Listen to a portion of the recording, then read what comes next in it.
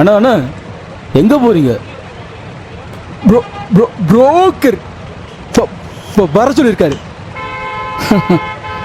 எத்தனை தடவை பொண்ணு பார்ப்பீங்க? அதான் நடக்கலல்ல, அப்புறம் எதுக்கு பொண்ணு? சும்மா கிண்டல் பண்ணாத தம்பி. வண்டி குடிப்பியா? போயிட்டு வந்துடுறேன். வண்டியா? வேலை இருக்குண்ணே, அப்புறம் பார்ப்போம்.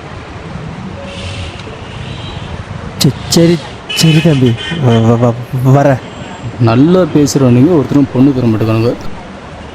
இவனுக்கு கல்யாணமோ?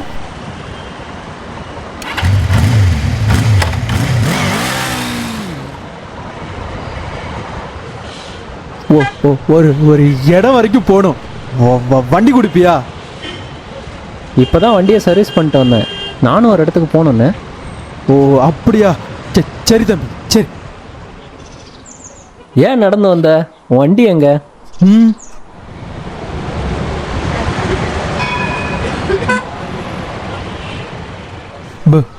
பைக் சவிந்தா.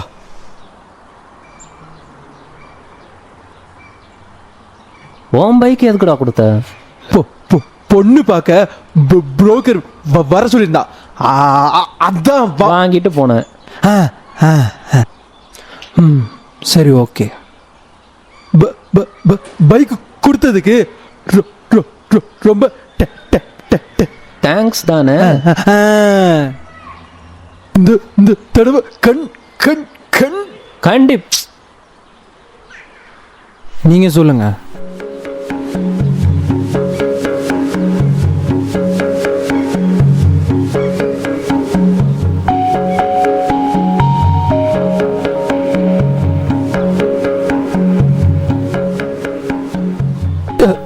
அவனா வர. ஓகே. அதான் பேசுறதுக்கு கஷ்டப்படுறானே, அதான் ஹெல்ப் பண்ணேன். அவர் உங்ககிட்ட சொன்னாரா? வழக்கமாக முடியாதவங்களுக்கு ஹெல்ப் பண்ணுறதானே நல்ல பழக்கம். ஃபர்ஸ்ட் அவரை பேச விடுங்க. அவர் என்ன சொல்ல வராருங்கிறத 2 நிமிஷம் கேளுங்க. அப்படி கேட்டாலே அவங்களுக்கு இருக்க ப்ராப்ளம் பெரிய ப்ராப்ளம் இல்லைங்கிறது அவங்க மனசுக்கு தோணும். அவர் நார்மலாக போன மாதிரி தானே உங்களுக்கு இருந்துச்சு.